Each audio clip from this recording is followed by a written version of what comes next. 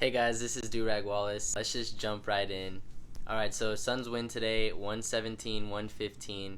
Our bench was huge. Javon and Payne playing great defense on Luka in the third quarter was key. We outscored them 36-19 in the third, and at one point we go on a 14-1 run. Again, the bench, I really can't stress how instrumental they were. They were fantastic tonight.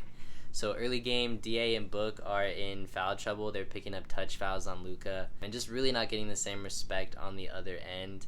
And this would continue throughout the game. And at one point, the Suns were stuck with their three main pieces, Mikal, Book, and DA, with 5 fouls each in a 2-possession game. Just not a good look, I think, for NBA officials. Really a lot of touch fouls, and that definitely needs to be addressed going forward. Mikal only scored 4 points after some solid scoring outbursts in the scrimmage games, but he was still a +7 in his minutes on the court, and he had 3 blocks and 2 steals. He was harassing Luka all night around screens and just really showing us that he's a potential all-defensive candidate within the next few years, if not this year. Okay, let's talk about DA and Book now. Book somehow sleptwalk into another 30-point game. He passed Suns legend Amari Stoudemire, somebody who wore that former number 1, and he's only second behind Walter Davis now. Shout out to the Suns broadcasting crew for throwing the stat on there. That was pretty incredible. And he's only 23. He has 87 games where he scored 30 points, guys. That is over 1 season's worth of scoring 30 points. And he's only 23. This kid is insane. He's unbelievable. Let's talk about DA. Was this the worst game of the season for him? I'm probably going to say yes. He had very, very little success. I know, shout out David Nash, but he's been really on him about being dominant in the paint before expanding to the mid-range and then out to the 3. And he had a shot chart that he posted halfway through the game where he had 2 paint touches and 4 to 6 shots outside of the paint, which is just not what we want to see from him. We know that he's probably the best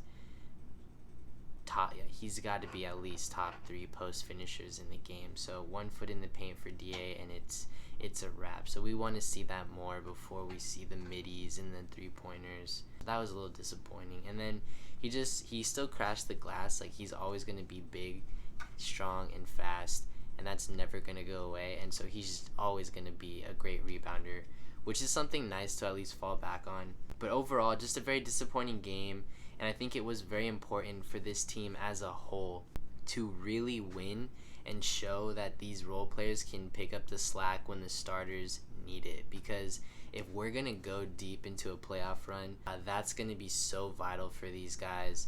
And I just think that it's very powerful. Trust is a very powerful thing in basketball, and knowing that you can trust your guys to really execute when you're struggling is something that not a lot of people have that luxury. Great teams have that luxury, and if the Suns want to make the playoffs, we got to be a great team. Luka and Porzingis, man, they had 70 points combined between just the two of them, but for some reason in the second half they just completely decided to stop doing what was working for them and just shot threes. I'm not sure if they were instructed to break out of a slump or something, or focus particularly on a specific thing with Phoenix's defense, but their team as a whole went 1 of 18 from 3 in the second half, and that ultimately led to them losing this game. They had wide open layups that they were just passing out in favor for 3 and just missing. It was definitely going the Suns' way. Everything that you could have wanted to go right went right tonight, so gotta take it. You gotta take what you can, Anyway, improbable win, fellas and ladies. Love the fight and the resilience with this team. They are my Suns. Even with a -20 free throw difference and the NBA officials dead ass plotting to overrun the Suns and just kind of ruin their playoff hopes in the second game of the bubble, we fought through all of that BS and we somehow came out on top. These guys have it. We deserve to be here. Until next time, man. Do rag out.